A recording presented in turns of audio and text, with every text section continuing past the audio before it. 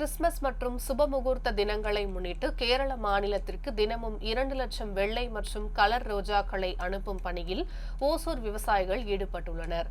கிருஷ்ணகிரி மாவட்டம் ஓசூர், தளி, கெலமங்கலம், பேரிகை, பாகலூர் உள்ளிட்ட பகுதிகளில் குளிர்ந்த சீதோஷண நிலை இருப்பதால் இந்த பகுதிகளில் சாமந்தி, ரோஜா, செண்டுமல்லி உள்ளிட்ட மலர்களை விவசாயிகள் அதிக அளவில் சாகுபடி செய்து வருகின்றனர்.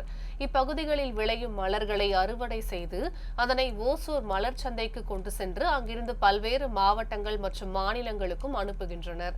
அதில் குறிப்பாக கேரள மாநிலத்திற்கு அதிக அளவில் ரோஜாக்கள் அனுப்பி வைக்கப்படுகின்றன.